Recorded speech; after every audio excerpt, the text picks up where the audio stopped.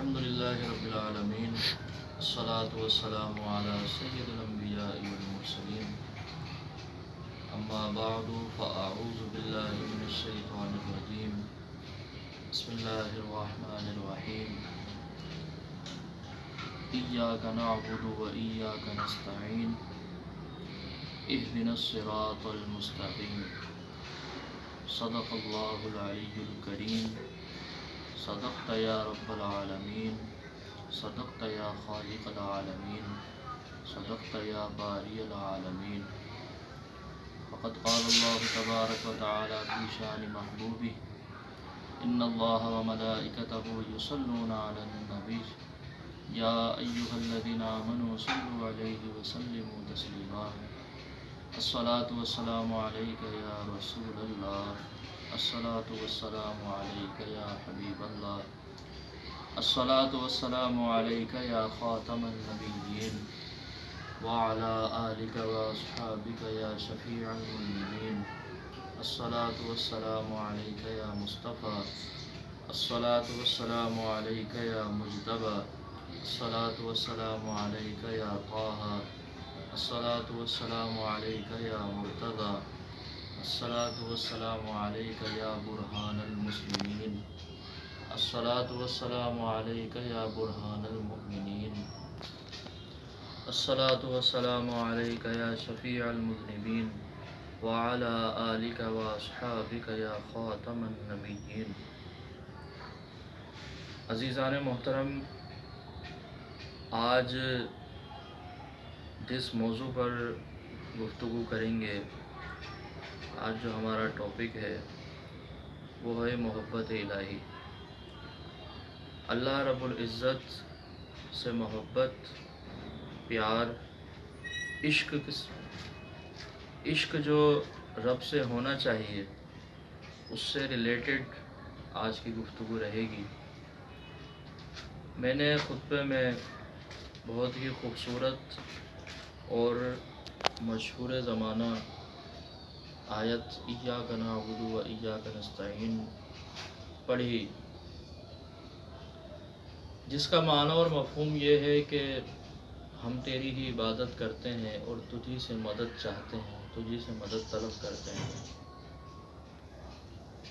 سامعین محترم اور تمام ناظرین کو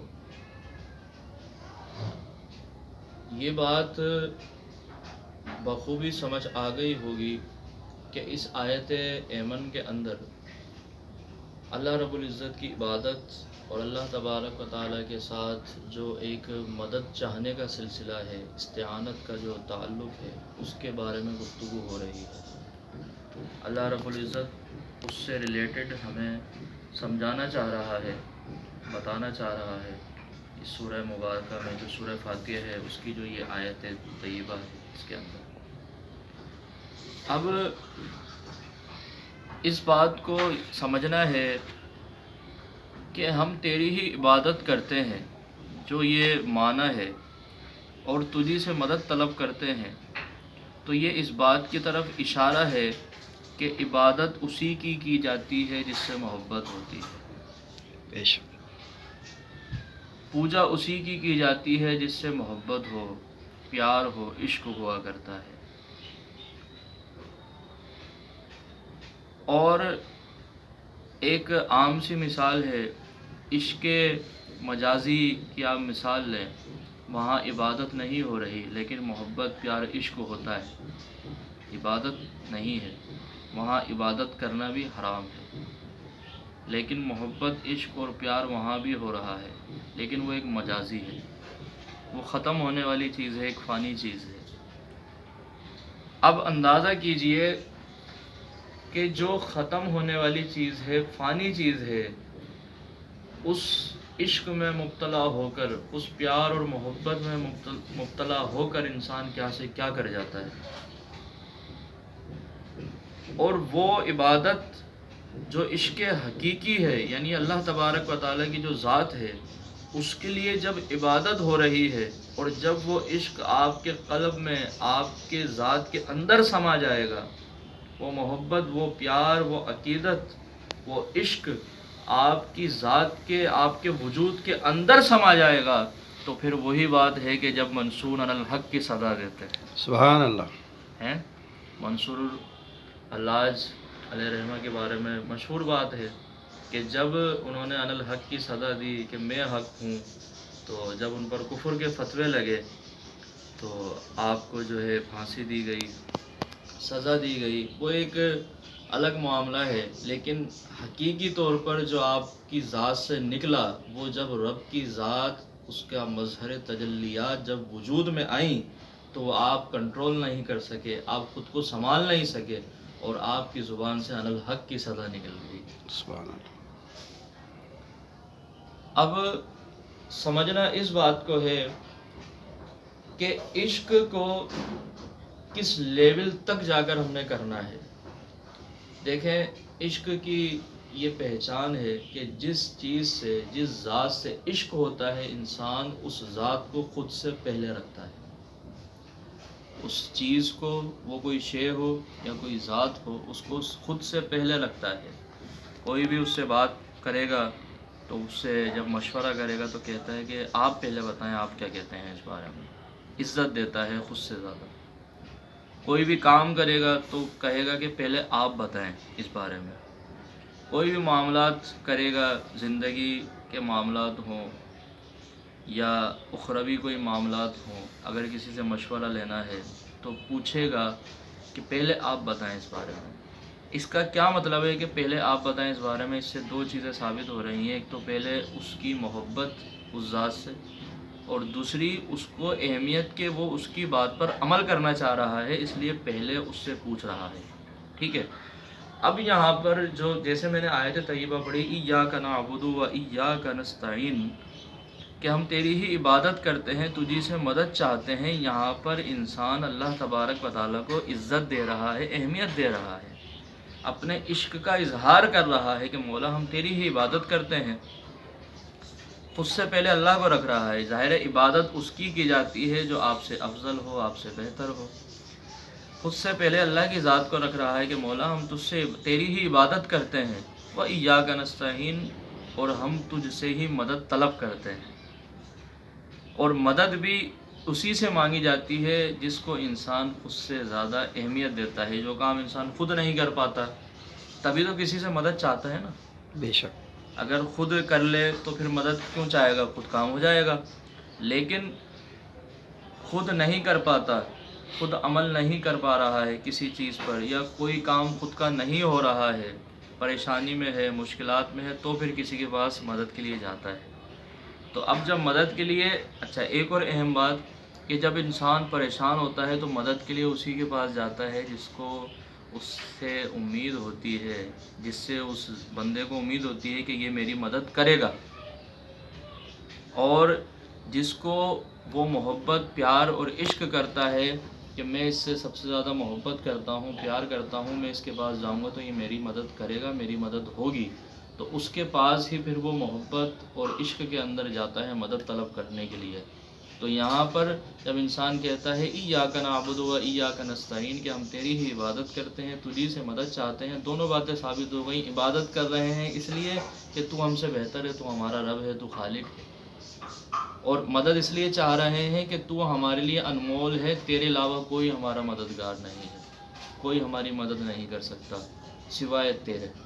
تو ہم اس بات کا جب اقرار کر رہے ہیں اور پھر اللہ رب العزت سے مدد چاہ رہے ہیں اور اپنے عشق اور محبت کا اظہار کر رہے ہیں کہ مولا اب تیری ہی عبادت کی ہے، تجھی سے مدد چاہ رہے ہیں، ہمارے عشق کو قبول فرما اور ہماری مدد فرما. بے شک. تو جب اس عشق کو آپ اللہ رب العزت کو پہلے رکھتے ہوئے، اس کو مقدم رکھتے ہوئے خود کو مؤخر رکھیں گے، اللہ رب العزت کی ذات کو پہلے رکھیں گے، خود کو بعد میں رکھیں گے، تو آپ کے جو تمام معاملات ہیں وہ دنیاوی ہوں یا اخروی معاملات ہوں، اس میں آسانیاں پیدا ہو جائیں گی. تو میرے پیارے عزیز دوستو، میری اس بات کو آپ بخوبی سمجھ گئے ہوں گے کہ اللہ تبارک و تعالیٰ سے خود سے زیادہ محبت کرنی، یہی صوفیہ کی تعلیم ہے، یہی علماء کرام کی تعلیم ہے، یہی درویشوں کی تعلیم ہے. حضرت سخی سلطان باہو سرکار فرماتے ہیں کہ اللہ بس ما سوی اللہ ہوس، اللہ بس ہے، یعنی اللہ ہی اصل ذات ہے، اس کے علاوہ جو بھی ہے ما سوی اللہ، اللہ کے سوا جو بھی ہے ہوس ہے۔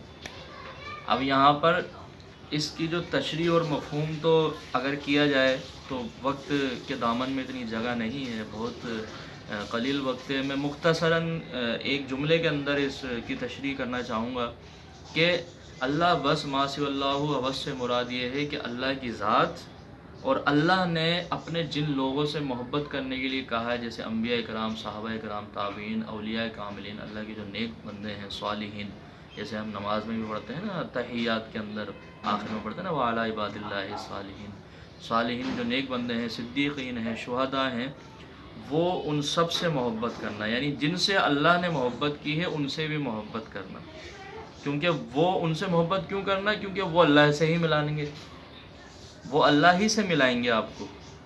اللہ سے محبت کریں یا اللہ والوں سے محبت کریں، آپ کو ملے گی ذات اللہ رب العزت کی۔ سبحان اللہ۔ اللہ اللہ کیے جانے سے اللہ نہ ملے، اللہ والے ہی ہیں جو اللہ سے ملا دیتے ہیں، مشہور بات ہے۔ تو اللہ والوں کی صحبت ہو تو اللہ تبارک و تعالیٰ مل جاتا ہے۔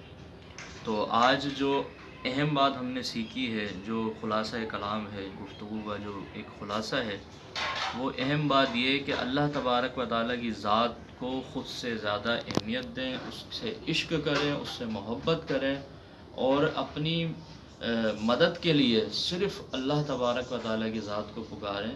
اور اللہ رب العزت نے جن لوگوں سے کہا ہے کہ ان کے ذریعے سے مجھ تک مدد کے لیے آپ آ سکتے ہو، کیونکہ رب کا ایک چینل ہے نا، اللہ تبارک و تعالیٰ ایک وسیلے بناتا ہے، انبیاء کے وسیلے بناتا ہے اور اولیاء کاملین کے وسیلے بناتا ہے۔ جیسے قرآن میں پچھلی میں نے ایک ٹاپک میں جو بات کی تھی استعانت کے حوالے سے کہ یا ایھا الذین آمنوا استعینوا بالصبر والصلاۃ، اے ایمان والو نماز اور صبر کے ذریعے سے مدد چاہو اللہ سے۔ تو یہ اللہ تبارک و تعالیٰ کی طرف سے وسیلے ہیں، ان کے ذریعے سے آپ مدد چاہیں اللہ سے، تو ان کے وسیلے سے اللہ تبارک و تعالیٰ جب مدد فرماتا ہے تو مدد بھی آتی ہے اور کام بھی ہو جاتے ہیں اور بیڑے پار ہو جاتے ہیں۔ تو آج کا جو خلاصہ کلام ہے وہ یہ ہے کہ اللہ تبارک و تعالیٰ کی ذات سے عشق کیا جائے، اور عشق کا تقاضا ہے کہ معشوق کو خود سے پہلے رکھا جاتا ہے، اس کی بات کو خود سے پہلے رکھا جاتا ہے، مقدم کیا جاتا ہے، جیسا وہ کہہ رہا ہے اپنے پاک کلام میں، اور جیسا اس کے حبیب نے کہ حبیب علیہ الصلوۃ والسلام نے حدیث کے ذریعے سے ہم تک باتیں پہنچائی ہیں، اور سرکار علیہ الصلوۃ والسلام کی زبان مبارک سے اللہ تبارک و تعالیٰ نے جو حدیث قدسی ہیں اور وہ جو بیان فرمایا ہے اس کے اوپر عمل کرنا، اللہ رب العزت کی بات کو خود سے پہلے رکھنا، اس پر عمل کرنا، اور عمل کرنے کے بعد دوسروں تک پہنچانا، یہی تبلیغ ہے، یہی ہمارا دین ہے، یہی اسلام ہے۔ وآخر دعوانا الحمد للہ رب العالمین۔